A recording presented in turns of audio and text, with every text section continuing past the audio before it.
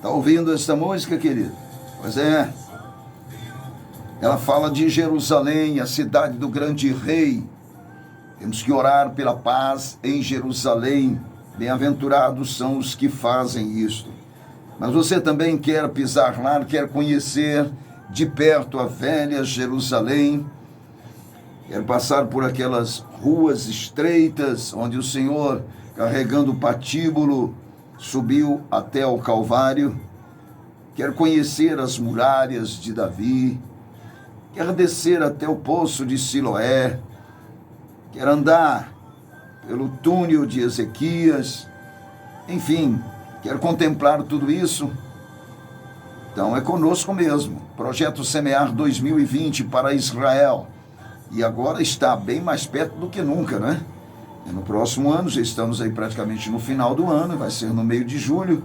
Então você tem que se preparar e apressar os seus passos. É junto à Tropical Turismo, que está ali na rua 1, número 170, ali no setor central. Isso mesmo, eles estão ali à sua disposição. E o telefone também para contato, que é o 32 24 99 98. 3224 9998. Entre em contato, querido, e aí você vai vai tornar realidade o seu sonho, desejo de ir a Israel. Amados e queridos irmãos, estamos procurando e buscando em Deus todas as manhãs uma palavra que vá de encontro ao seu coração. E hoje nós queremos falar sobre uma palavrinha chamada porém. Está aqui em 2 Reis capítulo 5, onde está escrito: e Naamã, chefe do exército do rei da Síria, ele era chefe do exército do rei da Síria, portanto, era o comandante em chefe, era um grande homem diante do seu senhor, respeitadíssimo e de muito, mas muito respeito, porque por ele o Senhor dera também livramento aos sírios. Deus também o havia usado. E era este varão, homem valoroso, de grande valor. Eu disse, são adjetivos maravilhosos para um homem. Após isso vem a palavrinha, porém, leproso. Queridos, este porém é que muda toda a situação. Por mais adjetivos que alguém tenha, qualidades excepcionais, quando chega o porém, todavia, contudo, significa algo está destruindo todas essas qualificações. Era o caso de Naamã, respeitadíssimo, foi até usado pelo próprio Deus, era de grande valor, comandante em chefe do exército do rei da Síria, porém leproso. Em outras palavras, todas essas qualificações, elas paravam exatamente na condição do próprio Naamã, que era leproso. Amados, preste bem atenção numa coisa. Eu posso demonstrar o maior desejo de estar com Jesus. Porém, se o porém, não é? Porém, se o porém não for eliminado, nada fiz demais. No caso de Naamã, esse porém teria que ser dissipado. E todos conhecem a história, o que aconteceu com Naamã. Todos sabem como ele fora curado da sua lepra. Depois que esse porém foi dissipado, tudo realmente mudou na vida de Naamã. Trazendo essas lições preciosas para nós, como está em Lucas aqui no capítulo 18, eu posso demonstrar o maior desejo de estar com Jesus. Eu posso demonstrar, porém, se o porém não for eliminado, nada fiz demais. Isso aqui está claro no texto de Lucas, capítulo 18, partindo do versículo 18. Preste bem atenção. E perguntou-lhe um certo príncipe, um jovem, um príncipe, dizendo: bom mestre, que hei de fazer para herdar a vida eterna? Ele demonstra aqui parecer um desejo intenso de andar com o Senhor, um desejo intenso de herdar a vida eterna. Parece demonstrar que ele tinha o maior desejo, um desejo ardente de estar com o Senhor. E ele chega e pergunta: bom mestre, que hei de fazer para herdar a vida eterna? E Jesus lhe disse, porque a Bíblia diz que Jesus o amou, e disse: por que me chamas bom? Ninguém há bom, senão um, que é Deus. Se você quer herdar a vida eterna, e esse é o desejo ardente do seu coração, sabes os mandamentos, não sabes? Não adulterarás, não matarás, não furtarás, não dirás falso testemunho, honre a teu pai e a tua mãe. E o jovem, aquele jovem rico, disse: Senhor, todas estas coisas eu tenho observado desde a minha mocidade. É claro, ele fora criado, fundamentado e adestrado na lei de Deus. Era assim, e assim até hoje, em Israel. E ele diz: tenho observado todas estas coisas que estão na lei. E quando Jesus ouviu isso, olhou para ele e disse-lhe: ainda te falta uma coisa. Só uma coisa te falta. Vende tudo quanto tens. Tudo. Reparte-o pelos pobres. E aí você terá um tesouro no céu. Depois vem e segue-me. E olha aqui. O verso 23. Mas, porém, todavia, contudo, é aqui que entra o obstáculo. Porém, ouvindo ele isso, ficou muito triste, porque era muito rico. Porém, ele desejava ardentemente as bênçãos de Deus, a vida eterna, a alegria, o gozo no Espírito Santo. Porém, ele não queria abrir mão daquilo que na verdade era o seu tesouro, os seus bens materiais. Ele queria a alegria da vida eterna, o gozo da vida eterna, o prazer de se estar em Deus para todo sempre, mas ele queria também as suas posses, as suas riquezas perecíveis e temporais, mas que ele desejava ardentemente tê-las aqui também. Nada de abrir mão, nada de se despir das coisas deste mundo.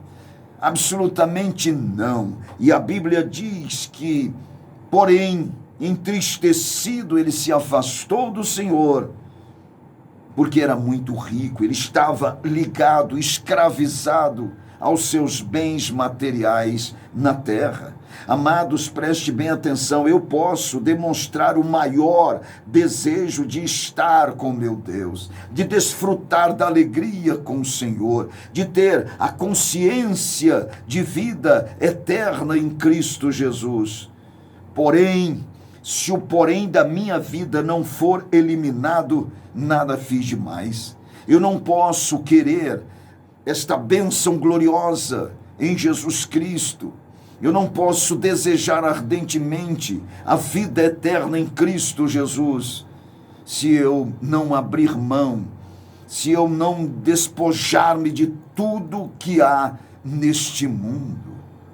Eu não posso querer servir a Deus e a Mamon, as riquezas. Eu não posso, de maneira nenhuma, permitir que as ambições por este mundo atropele o desejo ardente de viver a vida eterna em Cristo Jesus. Quantos e quantas pessoas adentram as congregações, aos templos, com esse mesmo desejo desse jovem, a vida eterna, quer a alegria, o gozo em Deus, mas não querem abrir mão daquilo que lhes prende, não quer abrir mão daquilo que possuem, não querem se despojar destas coisas, querem o reino de Deus e juntamente com o reino de Deus também o reino na terra com seus bens. Não dá, meu querido. Se o porém não for eliminado, você pode até demonstrar um desejo ardente, aparentemente um desejo ardente, por servir a Jesus. Mas se você não estiver disposto a um comprometimento, abrindo mão de todas estas coisas e abrindo mão da sua própria vida, aborrecendo-a para servir ao Senhor Jesus, para estar dentro da vontade perfeita e beneplácita dele, na dependência total dele, tudo o que você fizer não vai ter nenhum valor.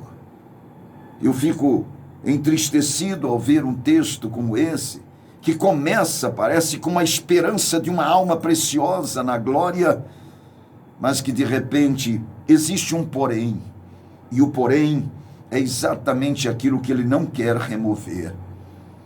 Milhares de pessoas estão vivendo nesta mesma condição e estão enganando a sua própria alma, achando que pode sim obter a vida eterna em Cristo Jesus sem negar a si mesmo, sem negar este mundo terrível, sem negar as posses, sem negar as ambições pelas coisas deste mundo.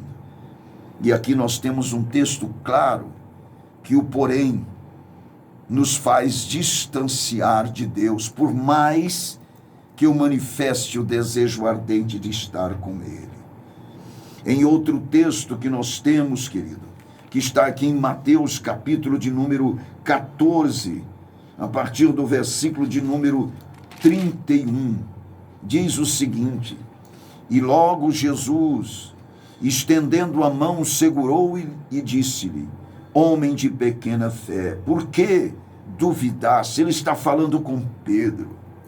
Quando Jesus aparece andando sobre as águas do mar da Galileia, eles assustaram, pensaram ser um fantasma.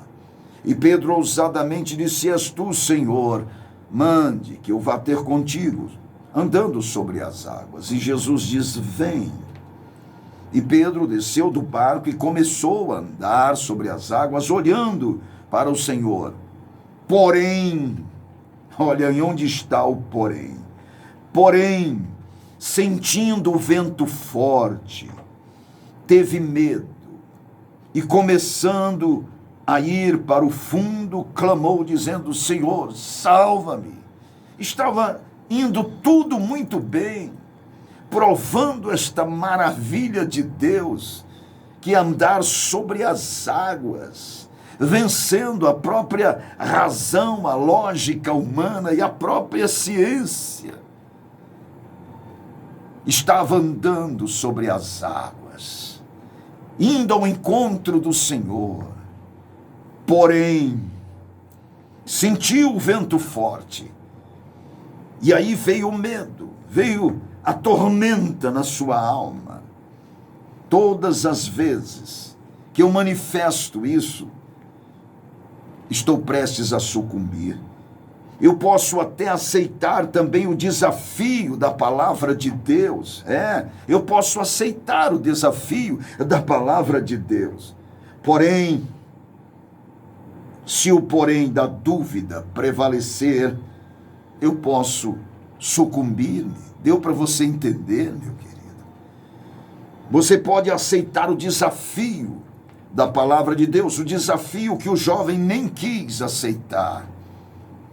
Mas você pode aceitar o desafio de fé e começar a provar das maravilhas de Deus, dos seus milagres, provar dos seus prodígios, até o porém.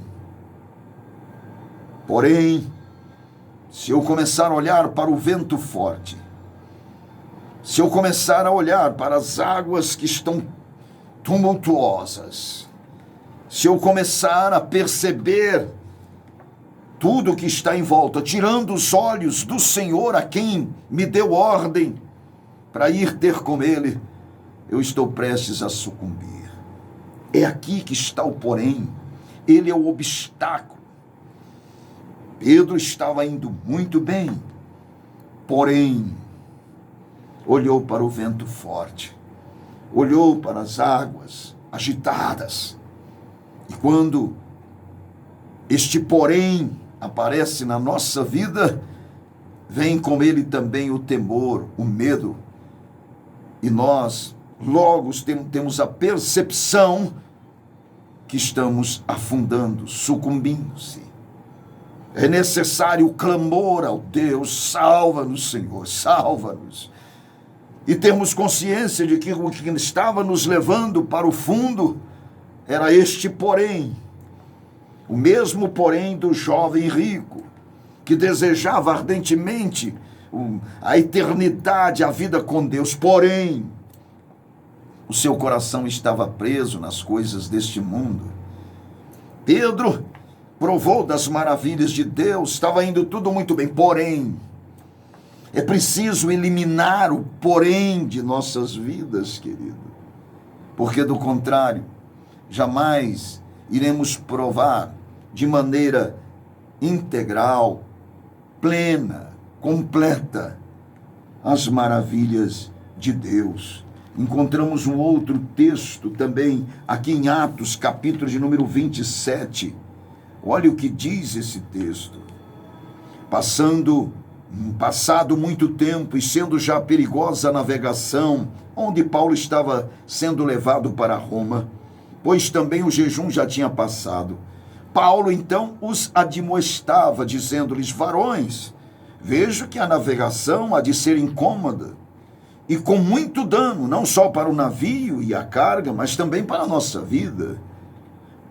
E olha o que diz aqui o verso 11, porém, é onde está o mais, porém, mais, todavia, contudo, porém o centurião cria mais no piloto e no mestre do que no que dizia Paulo. É desta maneira. Quando se quer Deus, mas começamos a racionalizar, a profissionalizar tudo, aí está o porém, que promove todos os distúrbios e dissabores. Paulo estava dizendo, no Senhor, a coisa vai complicar. Nós temos perigo aqui para as nossas vidas. Paulo estava admoestando-os no Espírito, mas, porém, este centurião, não, ele tinha mais confiança no piloto, racionalizou tudo, profissionalizou tudo, tinha mais confiança no piloto, no mestre, do que no que Paulo dizia. Muitos querem a Deus, porém, eles começam a racionalizar. Muitos querem a Deus, mas começam a pensar no profissionalismo. Muitos querem a Deus, mas acreditam na capacidade dos profissionais. Muitos querem a Deus, mas começam a usar a razão e passam a crer na capacidade humana do que na provisão de Deus. Querem, porém, não se desvencilham da intelectualidade, do saber deste mundo que é loucura diante de Deus. Querem a Deus, mas não querem a loucura de Deus que é mais sábia do que o homem. Muitos desejam ardentemente, muitos até acreditam que já obteve, está vivendo o gozo, a alegria da eternidade, mas o porém pode trazer consequências funestas. Você pode desejar imensamente ao Senhor, porém, se você não despojar-se de todas estas coisas aqui deste mundo, não vai adiantar nada. Você pode até começar a provar das maravilhas de Deus, porém, se você tirar os olhos do Senhor, você vai sucumbir. Você pode ouvir conselhos maravilhosos em nome do Senhor, porém, se você colocar a razão e a intelectualidade e a própria capacidade humana ao invés da orientação de Deus, pode ter certeza que isso vai trazer distúrbios e dissabores para a sua vida. Mas, pastor, então o que devo fazer? Elimine o porém da sua vida. É o que Deus diz, está dito. É o que o meu coração deseja em Deus é que vou fazer. E abrirei mão de tudo o que for necessário, porque a Bíblia diz que eu tenho que negar a mim mesmo, porque aquele que não aborrecer a sua própria alma não pode andar com o Senhor, estar com Ele, não é digno de estar com o Senhor. Remove o porém da sua vida. Você pode estar até dizendo, não, eu vou à casa de Deus, eu agora vou ser assíduo à casa do Senhor, vou crescer na graça e no conhecimento de Deus, porém o meu emprego me atrapalha, porém o meu cansaço não deixa, porém, e vai colocando os poréns, você vai sucumbir, você vai entrar em distúrbios e dissabores. Remova os poréns da sua vida e entre dentro do querer e do efetuar de Deus, renunciando a todos estes poréns, porque Ele não vai minimizar em nada a sua vida. Porém, eu te digo, esteja com o Senhor e elimine da sua vida o mais, todavia, contudo, porém, são obstáculos que impedem você de andar, de provar as maravilhas de Deus. Fique com esta palavra e até o nosso próximo encontro, se até lá Jesus não voltar.